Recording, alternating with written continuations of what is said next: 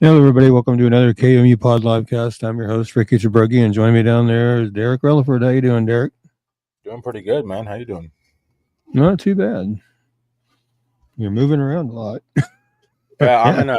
I'm in my new house in Hugoton, so I was Okay. outside. Now I'm coming inside, but I'm gonna Oh, sit okay. still now as soon as I can get. Yeah, Cool. no, I'm good. There you go. Oh, it's been hot outside. Yeah, it's miserable. Last I The looked up here, it's 98. Feels like 102. Yeah, it's the new house has a bunch of big windows, so like we've been slowly putting curtains up everywhere because it just really just adds a ton of heat to the Yeah, it house with that does. sun blasting in. Yeah, it does. I have blackout curtains on my bedroom for that reason. I like blackout curtains, but then I'll end up sleeping all day if I have those. Usually, Right. it's hard for me to wake up. Double T's here. We got Christopher Unruh in the house. Yep. Looks like KMU, the Facebook page is the logo's there and everything, so that's good. Maybe that's all fixed up. Yeah. Yep. Looking So, good. anything new in the true crime world? Um, posted a couple of KBI releases the last couple of days. One of them was for KBI arrests Lebec County man for child sex crimes. KBI and Lebec County Sheriff's Office arrested an Edna man for child sex crimes on Monday, July 7th around 12 p.m. KBI agents in the Lebec County Sheriff's Office arrested 35-year-old David Stevens of Edna at the Lebec County Sheriff's Office. Stevens was arrested for 6 counts of sexual exploitation of a child. KBI Victims Unit began investigating after a cyber tip was received from National Center for Missing and Exploited Children in March. On June 2nd, KBI agents and deputies from Lebec County Sheriff's Office executed a search warrant at a residence located at 215 North Marks Avenue in Edna. Following the arrest, Stevens was booked into Lebec County Jail without bond. All subjects are presumed innocent until proven guilty in a court of law, obviously. If anybody has any information related to this case, you can call the KBI 1-800-572-7463, or you can go online, kbi.ks.gov/SAR, and you can submit anonymous tips that way.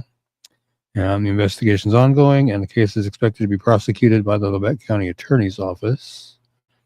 Then the one I posted today, Baxter Springs man arrested for child sex crimes in Cherokee County. KBI and the Cherokee County Sheriff's Office arrested a firefighter for the Coffeyville Fire Department for child sex crimes. On Wednesday, July 9, around 8:40 a.m., KBI agents arrested 25-year-old Spencer Bernard of Baxter Springs after a traffic stop in Cherokee County.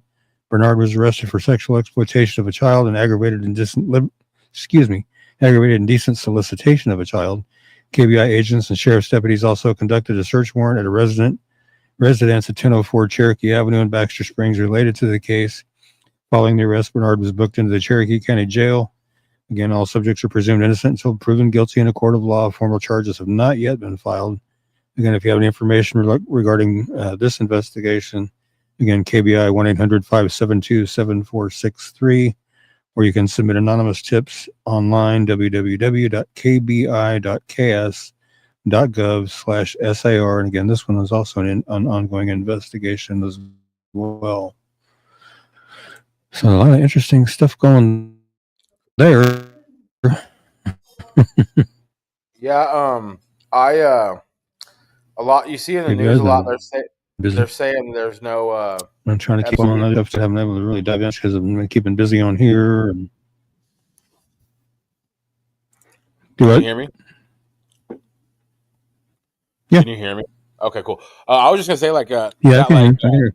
A lot on the news. You'll hear a lot of people saying like that they're saying that there's no Epstein lists and people are mad about it. But I was like thinking there's so many people and everybody that's watching this or listening to this, there's people in your neighborhood that need to be, behind bars for messing with kids and stuff. So to me, like, I'd like to find out famous people that are weirdos, but I think it's more important to find out the people in my own town that are weirdos to watch out for, Yeah. There's a lot more going on here around home that we need to address. Matter of fact, I'll even tell you one that I personally stumbled upon. And I think I've told this before, but it's been a while. It was back in probably around 1995, 1996. Um, my brother's saying I'm goofing up again, leave and come back. Do I sound okay, or do I need to leave and come back? Sound good. You did for a second, but now you sound good. Okay.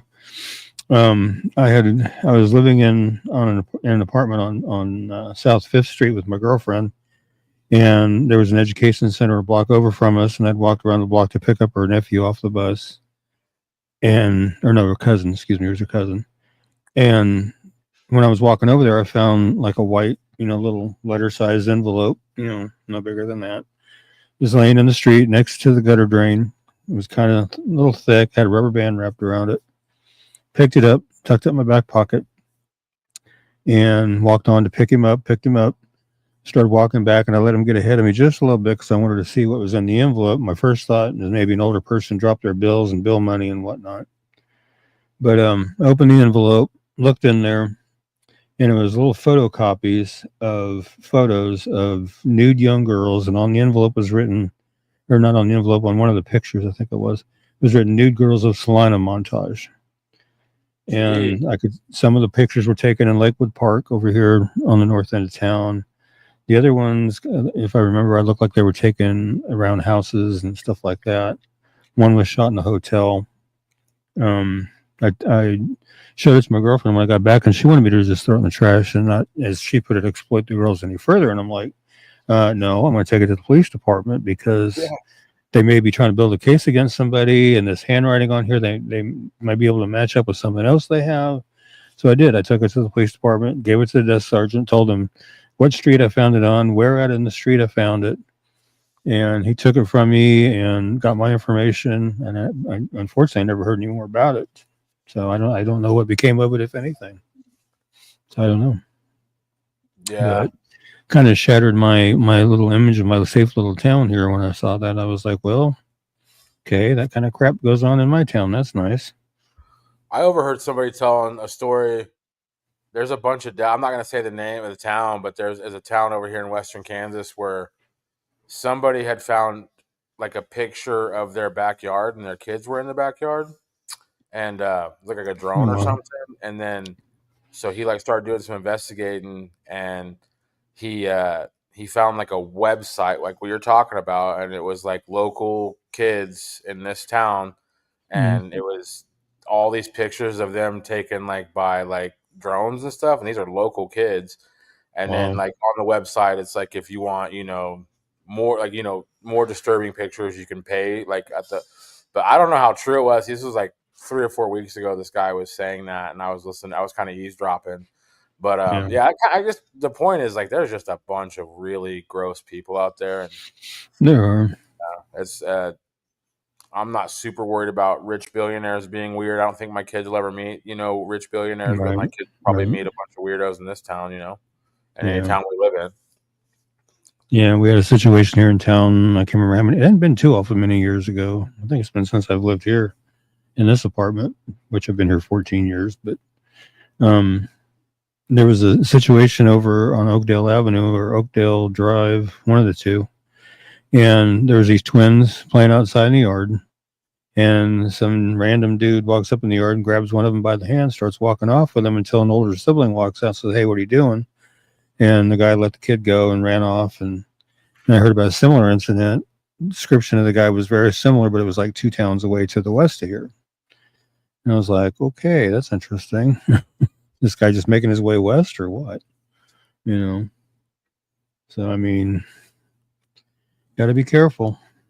There's a lot of weirdos out there. Yeah, man. I don't like it. Double T, Ella Dotson's here. Rodney Cox is here. Awesome, man. Well, we'll go ahead and start some segments. We got a lot to get to. Okay. You're watching Kansas Missing Us All. We'll be right back after this.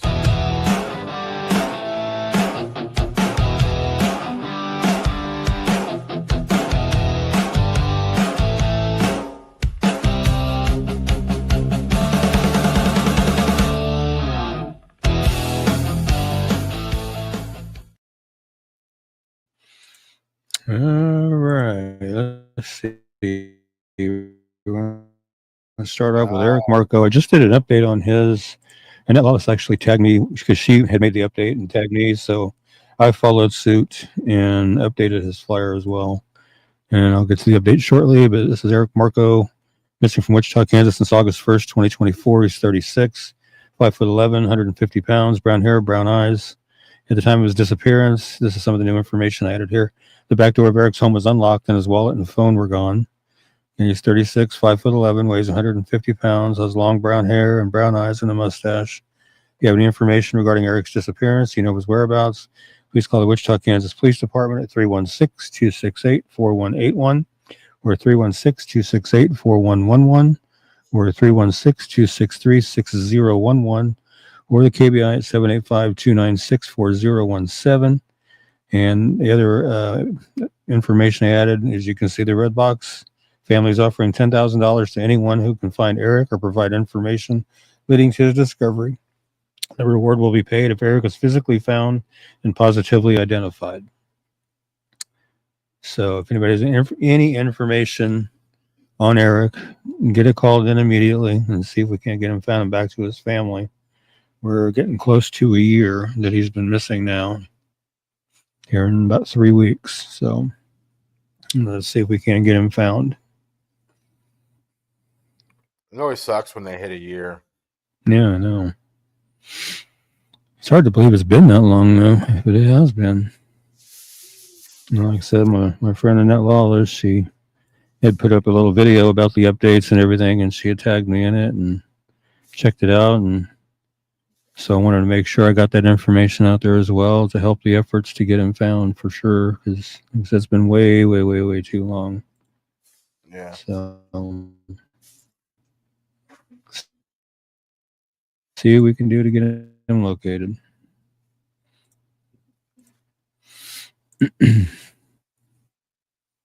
And I kind of want to keep Lori going because that's a troubling case. Very troubling. It's an unsolved homicide from Assyria, which is here in Saline County. Huh? I said, and we're like right still in that area. June 25th. It's fresh, you know. Yeah. Also shares my dad died June 25th, 1982. So common date there also. Anyway, this is Assyria, Kansas, which is here in Saline County. And my headphones are being wonky tonight. What is going on? Give me just a second. Okay. She was brutally murdered in a rural Assyria, Kansas home on June 25th, 2016. And we know by the cold case playing card down there in the corner of the flyer that she was brutally stabbed. So we know that. She ran her business, Lori's Poodle Patch, from her home. She was a licensed breeder of miniature-sized poodles and was licensed through the state of Kansas. KBI was contacted to assist Saline County sheriffs in the investigation. They responded with agents and their crime scene response team. During the investigation, 2 vehicles of interest were developed. Vehicle 1 was said to be an older flatbed pickup truck, possibly a Chevrolet, which is described as beat up. It's maroon in color with a white front bumper, silver grille, wide style side mirrors. The driver was described as a man who was 50 years of age or older with salt and pepper hair. Vehicle 2 is an older style small pickup truck, possibly a Chevrolet S10, with a 2-tone paint job, dark blue on the top and the bottom with light blue down the middle. A silverback bumper, a newer blue tailgate that appeared to have minimal damage when compared to the body of the truck. The remainder of the vehicle is described as beat up and scratched up. There may have been 2 animal cages or crates in the back. The driver of this second vehicle was described as a white male, approximately 40 years old, with shoulder-length hair and wearing glasses. Investigators have said they would like to locate these 2 vehicles. They would also like to speak to anyone who had contact or a business appointment with Lori at any time between June 20th and 25th, 2016. If you have any information regarding the homicide of Lori J. Heimer, please call the Saline County Sheriff's Office at 785-826-6500 or the KBI at 1-800-572-7463. And there is a reward of $37,500 being offered for information that leads to the arrest and conviction of the person or persons responsible for Lori's murder. So let's see what we can do to get some justice for Lori and her family and friends. That's wild. Yeah. Really deep diving on her case lately, and all the articles that I have found pretty much just rehash the same thing. They're really, there isn't really anything new. It's all, even they did a 9-year anniversary article, KWCH did. And reading through that, nothing new. It's the same information. So, yeah. How many little towns are in Saline? Not real sure. Stupid headphones. Hang on just a second. What is going on here? I know what's going on. Uh-oh.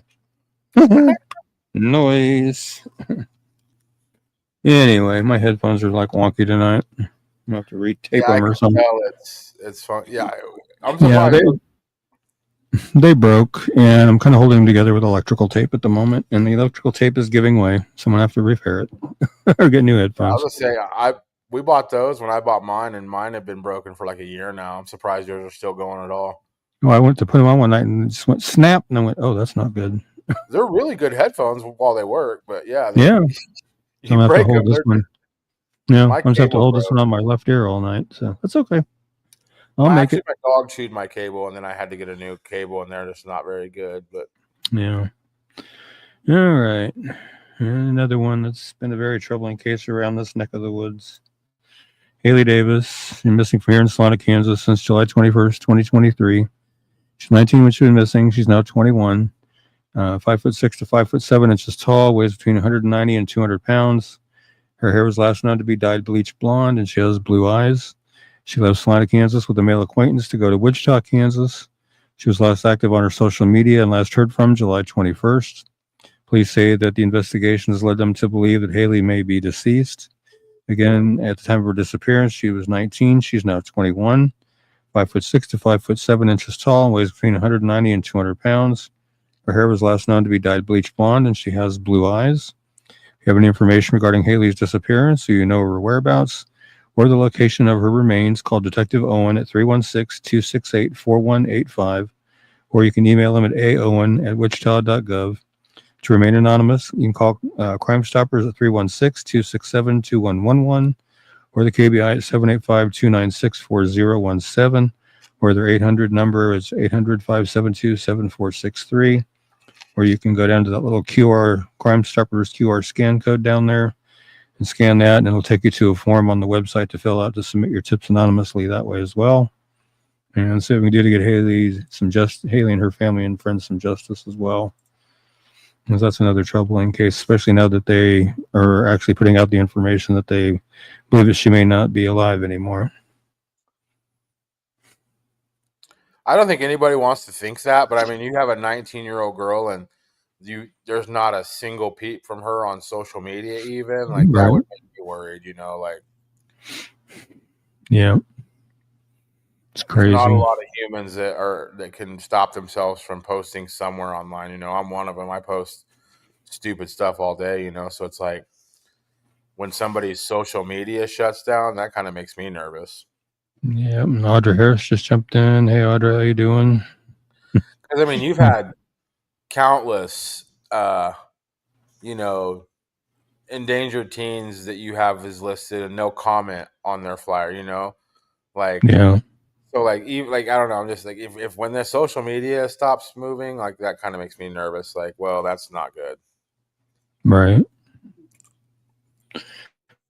For sure. Got sources from another batch I did a few weeks ago, and these are all going to be out of Wichita.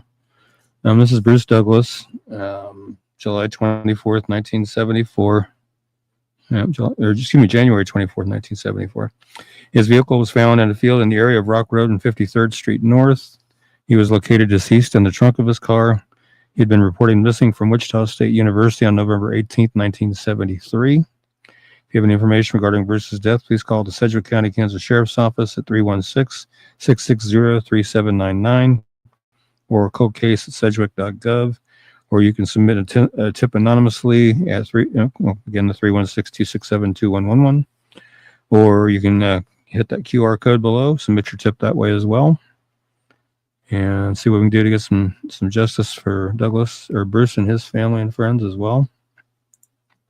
Hopefully we can. That's the goal, is to try to get some information generated in these cases and see if we can't get some justice for these folks. Because, I mean, a lot of these cases that I put in here tonight from Wichita are older cases like this one from 73. Some are a little more recent, but not very many. And I didn't put all of them in there. And I've saved some for probably next week. Probably we'll see how that goes. But yeah. What's up, Audra? Double T says it includes Asaria, Bavaria, Let's see Bridgeport, here. Brookville, Fallon, Glendale, Gypsum, Headville, Do Kit, it. Mentor. Quite a few. Yeah. Yeah, there's quite a few. And I made flyers for. There's another website that my brother is working on. He's supposed to be getting me more of here pretty soon. So we'll see how that goes. My brother answered Saline County includes the small towns of Asaria, Bavaria, Bridgeport, Brookville, Fallon, Glendale, Gypsum, Headville, Kip, Mentor, New Cambria, Salemsburg, Shipton, Smolin, and portions of Solomon. Now, Solomon's interesting. It's kind of split between Saline and Dickinson. It's kind of interesting. Queenie's here. Hey, Ricky Queenie. So there's not very many towns in Saline County, really. Not really. I have not heard whether Rochelle's back in Colorado yet or not. That would be a question for Ellen Dawson, probably, because she stays in contact with her mother. So probably a question for Ellen. So Ellen, I know you're here. If you can answer that, that would be good. Because I haven't seen any updates. Man. That's awesome that she's. Yeah, from my understanding, she had gotten a ticket in California, and I guess they did not realize that she was missing or something, and allowed her to walk. And yeah, yeah, my understanding on that. All right. Sandra Talbot. This is July 30th, 1977, when I was 10 years old. On July 30th, 1977, Sandra Talbot's body was found in a tree row near 111th Street South and 231st Street West. She was reported missing from El Dorado, Kansas on July 11th, 1977. If you have any information regarding Sandra's death, please call the Sedgwick County, Kansas Sheriff's Office at 316-660-3799, or you can email coldcase@sedgwick.gov, or you can call Crime Stoppers at 316-267-2111. Or again, you can scan the QR code and it'll take you to a form where you can submit your information anonymously and see what we can do to get some justice for her as well. No, I just didn't hear him read the comment. Sorry. Somebody was asking whether Rochelle Hammond was back home in Colorado yet. Christopher was.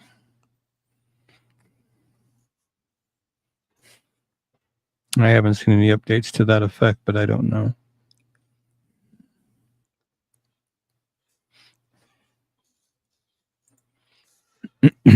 Headstone on this one? Yeah, it's the only picture I could find. They didn't have one on the website, so I didn't want to do the no photo available, which I've actually had to bite the bullet and do until I can locate pictures, but which I don't like doing, but I like to actually have a face to the name. But what are you going to do? It's hard sometimes to get photos, as you well know. I've talked about it before, especially like Nellie Hubbard's case. But this is Jerry Hunter, May 2nd, 1979. Jerry Hunter's pickup truck was found in a parking lot at 85th Street North in Meridian. Jerry's body was located in a ditch on 85th Street North in Seneca. At the time of his death, he was 22 years old. If you have any information regarding Jerry's death, please call the Sedgwick County, Kansas Sheriff's Office at 316-660-3799, or you can email coldcase@sedgwick.gov, or call Crime Stoppers at 316-267-2111, or use the QR code below, and see what we can do to get Jerry some justice and his family and friends as well. As I'm telling you, there's a lot of folks that need some justice out there, and I recently really started paying attention to that again because I want to really help that along. I was looking at my unsolved homicides page, and it's like, I really haven't done much with this page lately, and I was kind of slow on missing persons that particular day, and decided to start doing more unsolved homicides, and found a couple, like last week we did a bunch of Overland Park, and this, tonight we're doing a bunch of Sedgwick County, so see what we can do there. And then whenever my brother gets whatever that list is he's working on. Then he keeps telling me it's a slow process because there's a bunch of them. So we'll see. Just waiting on him. Whenever they're like back in the 70s, do you? I start to wonder if the perpetrator is even alive still. You know. Yeah, I wonder about that too. I've thought about I mean, you that. need to solve it regardless, but you're like, I wonder if we're just Mhm. going to find another, deceased person here. Yeah. I've been vegging out on cold case files on YouTube, and some of those cases go back, even further than the 70s. Some of it go back to the 60s, and some of those perpetrators are still alive. They're in their 70s, almost 80s, but some of them are still alive. It's crazy. Yeah. This one's Lupe Leo Ornelas. I hope I said that correct. June 25th, 1982. That's the exact day my dad died. Wow. Lupe Leo Ornelas' vehicle was found near K15 and 55th Street South. Lupe's body was located in a ditch. The crime scene was discovered near 55th Street South and Webb Road.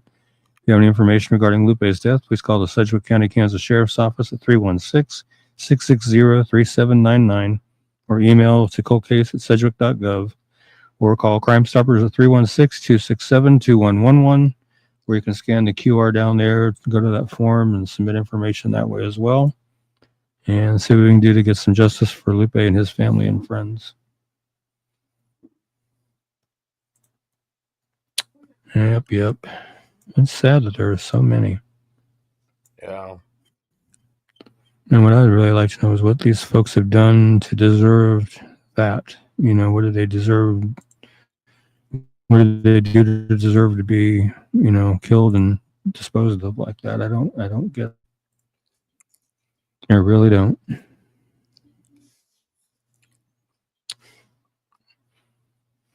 And this one is Luther Alberson in Sedgwick County, Kansas, October 3rd, 1982. His pickup truck was found at the corner of 9th Street North and Ohio Street.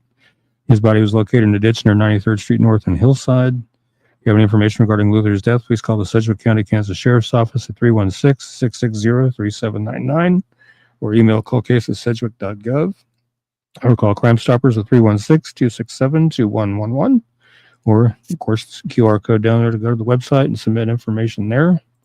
And that's what we can do to get Luther located, or not located, but some justice for Luther and his family and friends. Mercy. Got myself all tongue-tied tonight. What do you feel like the most important websites that you utilize for KMU? Well, KBI for one, for missing persons, but like for stuff like the unsolved homicides, combination of news sites and law enforcement websites and Facebook pages and that kind of thing. That's always helpful to me. Yeah, that's probably the most important ones. And the KBI, the KBI for unsolved homicides. I sometimes look at the Governor Rewards page on there and see if there's any that I haven't done yet, which so far I've got them all covered so far. So we'll see. Oh, this is Kathy Kelly, September 4th, 1984. Sedgwick County, obviously. On September 1st, 1984, Kathy Kelly was discovered shot to death in a cornfield at 2500 Northwest Street.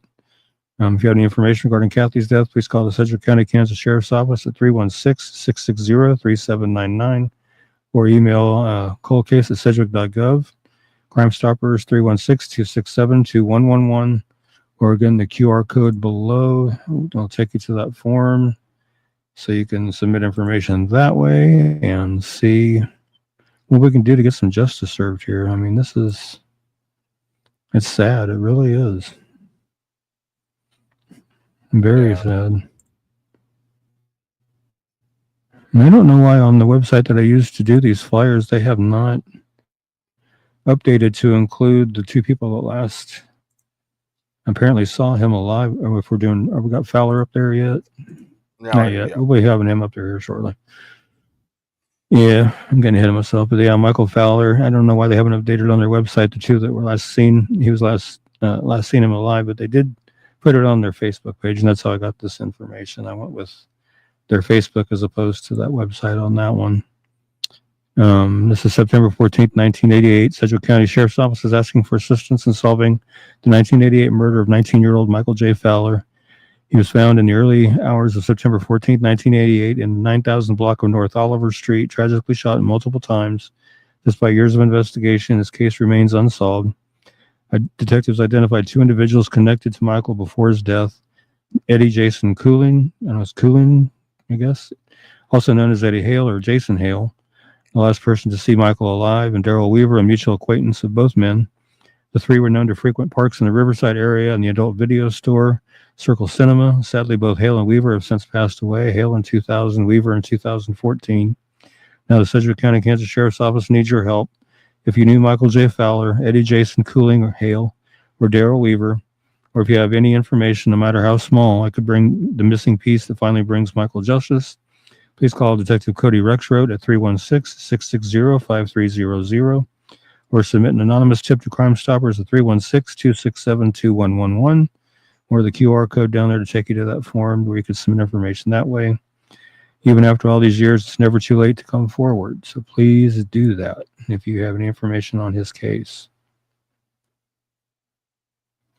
Please, please. And there wasn't that much information on the website either. It was just a small little blurb like most of these flyers have been. Not much detail. I try to research them, see if there's any news articles that may shed a little bit more information that what the website does. And if I find that, I add it. If not, I just go with what the website has. So that's pretty much what I do. You and me went on that tour of Salina, and you showed me where all the crime scenes were. It would take us a while to do all the Wichita ones, it seems like. Oh, my goodness. Yeah. It would take a long, long time to do that. Way too long. This one actually started out as a John Doe case, and you can see the sketcher there on the right. And they did finally identify him as Harold James Crawford. October 29th, 1994, the body of Harold James Crawford was found in a field located at 5600 West 47th Street South by workers for the Kansas Gas and Electric Company who were cleaning ditches and tree rows at the time. It was, like I said, originally he was a John Doe. There was no identification on anything like that, apparently. Following examination by the Sedgwick County Coroner's Office and forensic anthropologist, the manner of death was determined to be homicide. Harold lived in an apartment complex in East Wichita. He'd been classified as a John Doe until May of 2023, when his remains were identified through DNA testing. If you have any information regarding Harold's death, please call the Sedgwick County, Kansas Sheriff's Office at 316-660-3799 or email your information to callcase@sedgwick.gov. Or you can send your tip anonymously to the QR code below or call Crime Stoppers at 316-267-2111 and see if we can't get justice for Harold and his family and friends. And I'll tell you, that composite isn't too far off of what he actually looked like. Oh. It's not too far off at all.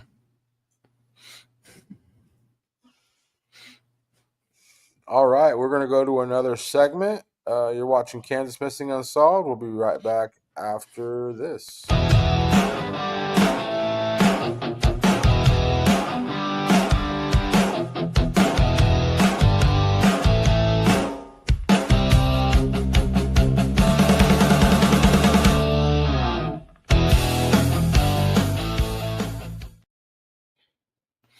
And I'm currently working on doing something for a Jane Doe case out of St. Louis. I'm going to do it as a pre-record, I think, though. I want to pre-record it so I can take my time and do it right, I think. I'll kind of give you the gist of the case. She's called St. Louis Little Jane Doe, or some refer to her as Precious Hope. Just a brief overview. 2 guys went into an abandoned apartment building to scavenge for metal, supposedly to repair a vehicle, one of their vehicles, but I think it was more along the lines of them scrapping metal. But they were down in the basement of this abandoned building, and one of them decided to light a cigarette, and when he struck the lighter, it illuminated the room, and they saw a body and went and got police. Police, took a closer look at the body, and it was face down. It was an African-American female, hands bound behind her back with a red and white striped nylon rope. Nude from the waist down, just had a yellow V-neck sweater on with blood stains on it. and she was missing her head, which has still not been found to this day. And so, yeah, it's just a really bad case. I mean, it's crazy. And I really want to get into that case. Like, I want to do it as a pre-record so I can take my time and go through everything, because there's a lot to go through. Like the fact that for some odd reason there was a psychic in Florida that did a TV show down there. She wanted to put hands on the sweater and rope and see if she got any psychic impressions from that. And police went ahead and sent it to her, registered mail. It had to be signed for. She supposedly sent it back registered mail. And one of the detectives in this documentary that I was watching, he's a current detective in St. Louis, said that he wasn't going to out the guy, but he's still in the St. Louis Police Department, but he did sign for it when it came back, or at least signed for something. But the sweater and the rope have since been lost and have not been able to have been found. In this case, happened back in 1983. Jeez. So, yeah, there's just a lot to go through. So, like I said, I'm going to do it as a pre-record, and I'll have you jazz it up when I get it all recorded. So, it should be interesting. Hope has a question. It looks like she said she tagged you in something. Let me see. Steven Anderson. Did you put up the flyers when I left your name in the comments of possibly new missing? Are you talking about that one? Which one was that? The ones in Kansas City, or which ones was that? And then I saw Connie's down there. Steven Anderson on there. Trying to remember if I had Steven Anderson. I haven't had him on this show tonight. Let me see if I have a flyer in the file here real quick, and I can tell you.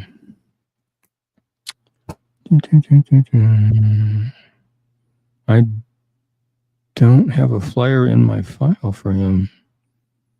I go from a Bailey Anderson, which was well. Hang on. Yeah, no, I don't. If you can get me photos and his information, I can sure do that.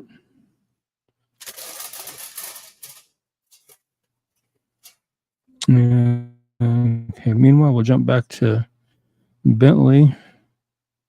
This is one I was asked to do yesterday. And I know it's flyer. There it is. Bentley Little. Missing from Topeka, Kansas on June 16, 2025. He's 14, 5'4", 130 pounds, brown hair, brown eyes. It's believed he is with his non-custodial mother, Amanda Bulger. And he's 14, 5'4", weighs 130 pounds, brown hair and brown eyes. If you have any information regarding Bentley's disappearance, you know of his whereabouts, please call the Topeka, Kansas Police Department at 785-368-9200, or the KBI at 785-296-4017. And see if we can't get Bentley located and back to where he needs to be.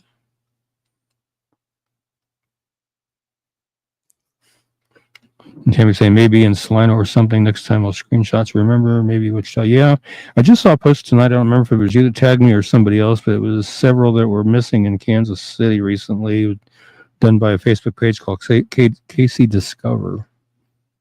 So I'll have to look at. I know I commented on his post because I think it's a he. I'm not sure if it's a he or she, but I commented because they were saying he at the end of the post, if you're missing, call the police and let them know.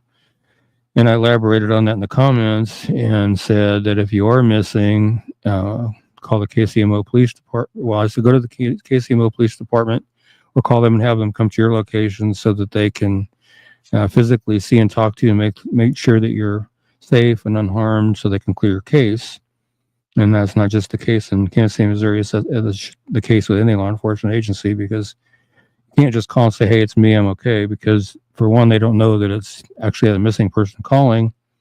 And secondly, they don't know if that person's being made to make the phone call to get the heat off. So they need to physically see and talk to them to make sure they are safe and unharmed for their, for that missing person's safety. So anybody that has ever commented on their flyer saying that I'm not missing, that's what you need to do. You need to either go to that law enforcement agency or call them and have them come to your location so they can see you, talk to you, see that you're safe, see that you're unharmed. Then they'll clear your missing person's case, really quick. So just want to throw that out there real quick. Okay, this is Alexandra Smith. And I had to do some clarifying on hers because I was seeing Alexandra and I was seeing Alexandria. And I had to clarify, and it's actually Alexandra. And she's missing from Wichita, Kansas since July 6, 2025. She's 16, 5'3", 103 pounds, brown hair that was last known to be dyed black, and blue eyes. Family member found Alexandra's bedroom window was left open and that she was gone. She does have some serious medical conditions and some mental health concerns, and she's without any of her medications for these. Again, she's 16, 5'3", 103 pounds, brown hair that was last known to be dyed black, and she has blue eyes. She has nose ring piercings in each nostril, which you can kind of see that in the right-hand picture better than the left-hand beat. Both pictures is visible.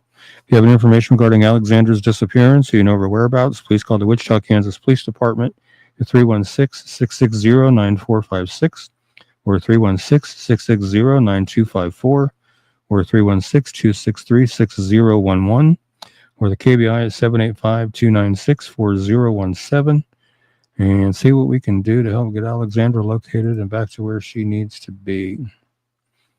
Oh, and real quick note too, this Saturday, there's not any special event going on in the mall, but they have told me that anytime I just want to set up on a weekend and that I can. So Saturday I'll be out there from 10 to whenever. I haven't decided how long I'll be out there. Nice. They close at 8, so I don't know if I'll be out there the whole stretch or maybe knock off at 5 or 6. I'm not sure. But I will be out there Saturday. Sunday I've got stuff to do, but Saturday I definitely will be there. I have the KMU table and stuff like that. That guy that has that booth next to yours that sells like old toys, is he there pretty much when you're there every time? Sometimes he sets up on random weekends too. He doesn't always wait for events. I don't know if he'll be there this weekend or not, but I will be. A cool little store. Yeah, he does. All right, and this is Samantha Harper, another Wichita, Kansas. Missing since, again, July 6th of this year. She's 15, 5'3", 90 to 102 pounds. Her hair was last known to be dyed black. She has green eyes.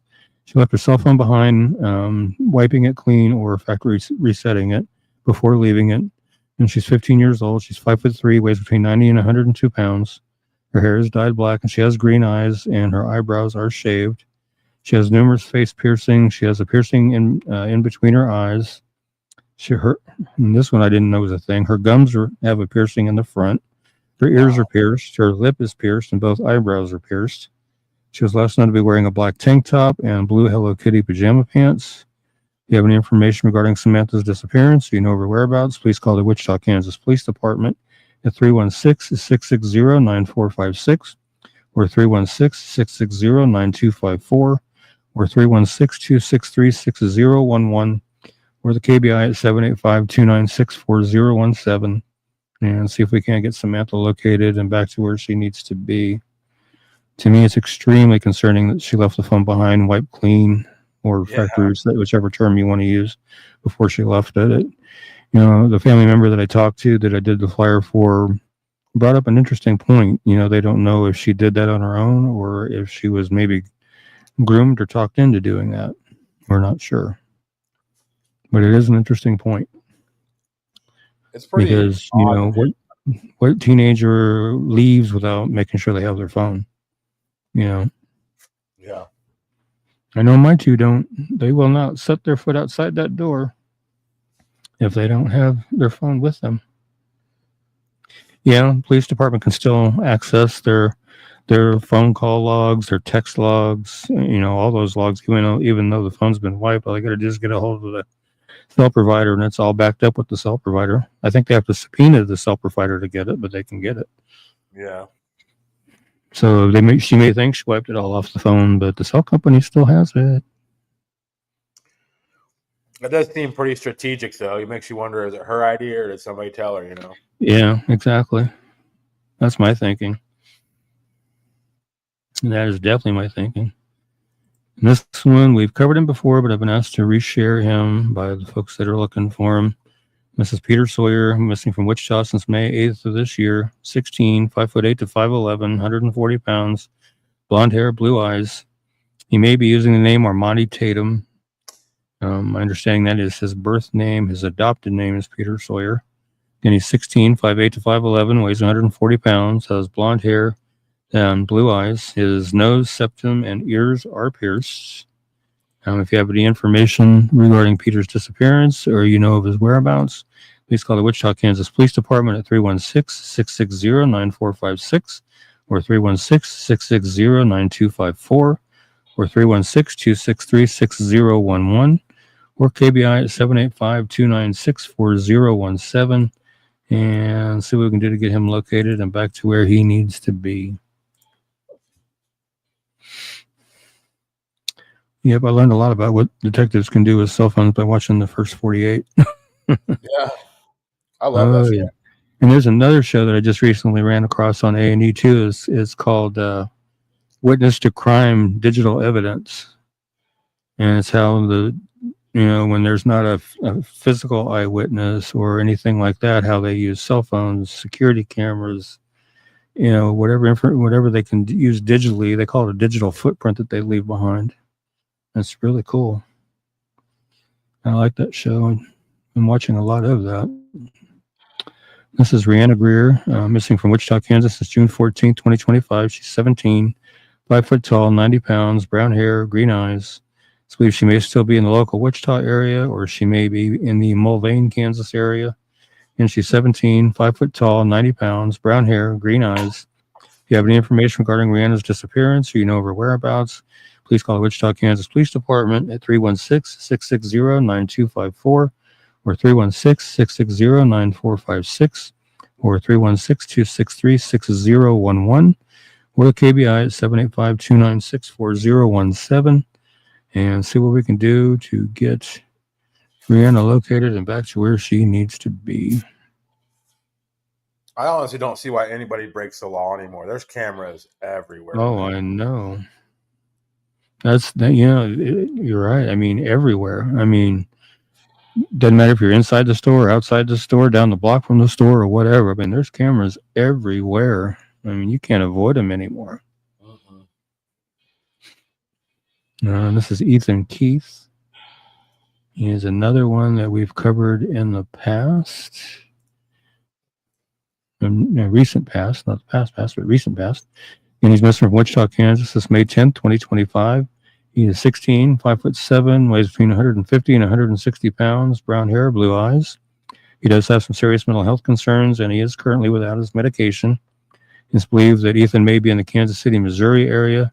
He also has ties to Wichita, Kansas, Fort Scott, Kansas, Odessa, Missouri, Independence, Missouri, and Warrensburg, Missouri. And he's 16 years old, 5'7", weighs between 150 and 160 pounds, brown hair and blue eyes.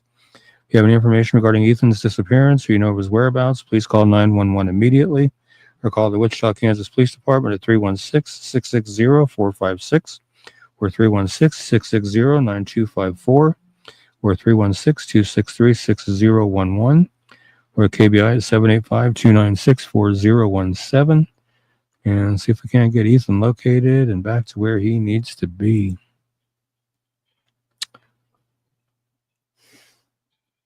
How you doing, Ray Angela? Did you hear about that girl that was missing from Hooker, Oklahoma a few weeks ago around here? Like really close to where I live? Yeah, I know she was found deceased, but I haven't heard anything as far as, her mom hasn't said anything about, how she passed or anything like that. So it's still just kind of up in the air whether or not that's going to be like a... Right. Okay. Yeah, I hadn't heard anything, so I just didn't know. I haven't either. I haven't heard a word. All right. We'll be right back. We got a few more flyers for you from out of state. We'll be right back after this.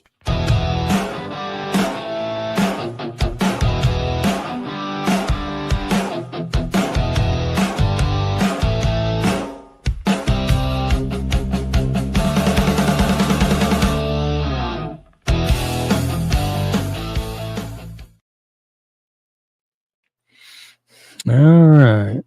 And Ellen asked me to make sure we covered her this week because her birthday, Dana's birthday is actually tomorrow, but I went ahead and updated it to reflect the birthday for the show.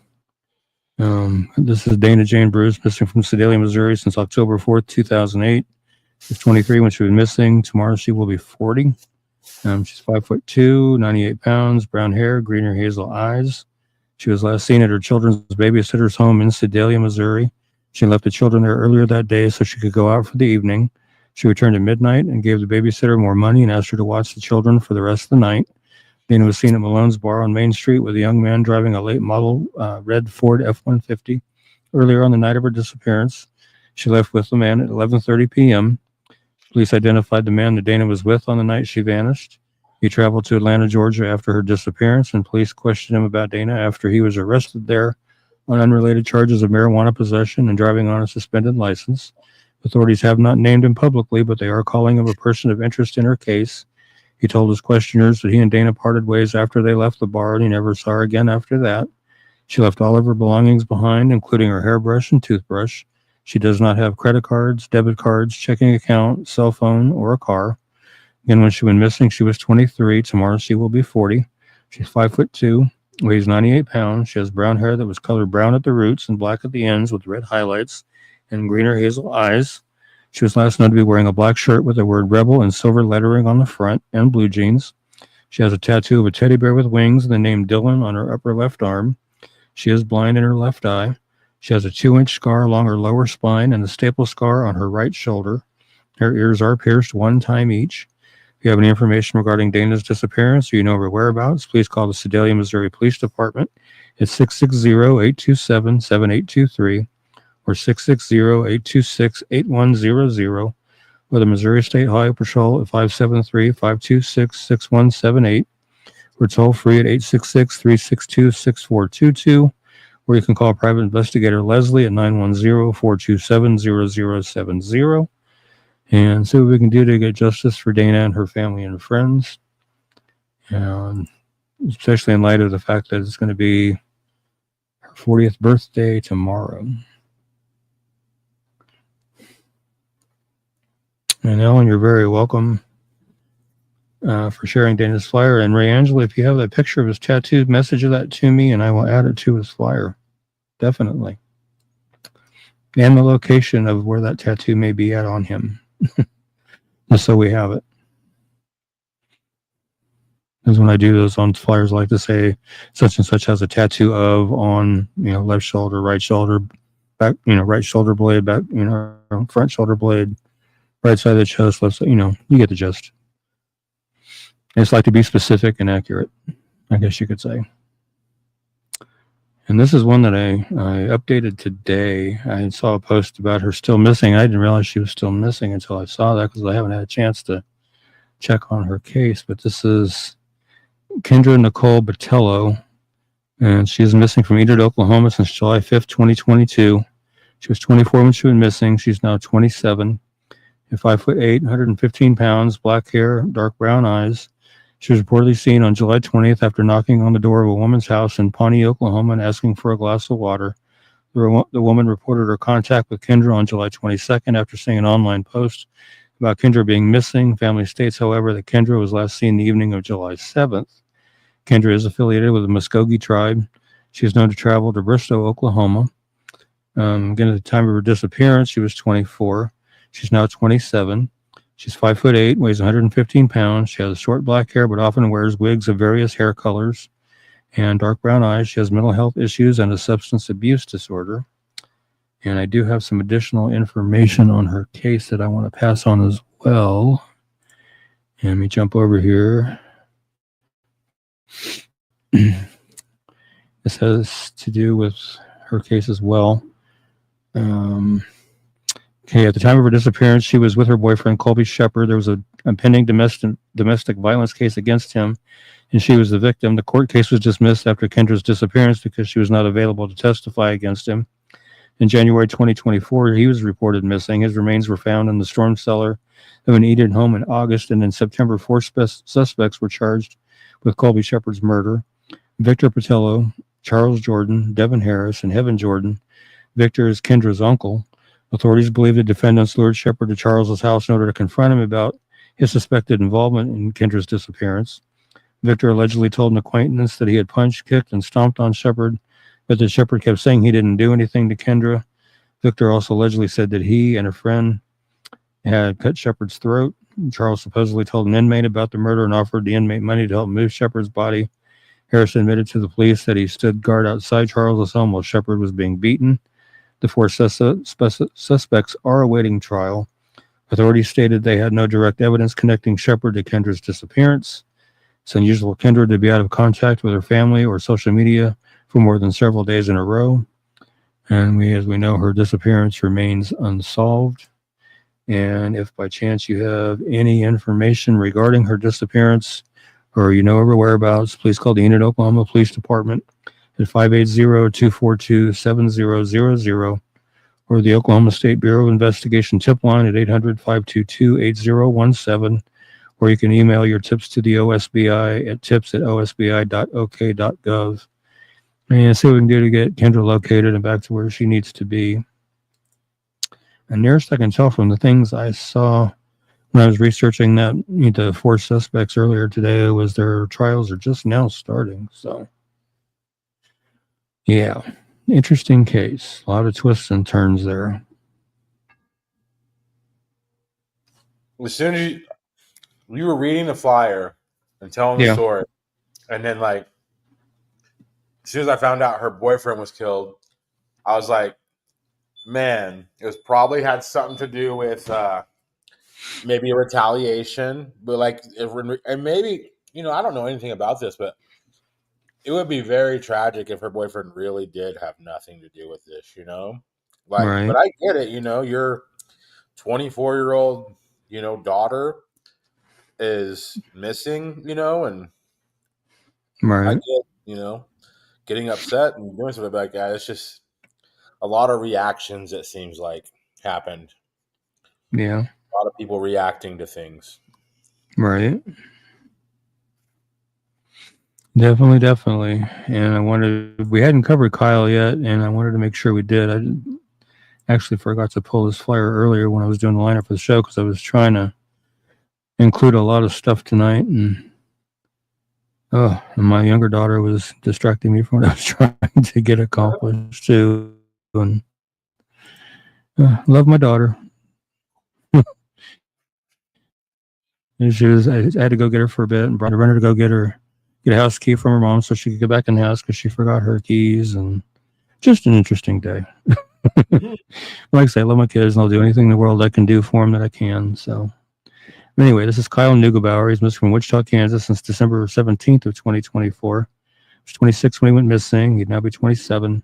6 foot tall, 155 pounds, brown hair, brown eyes.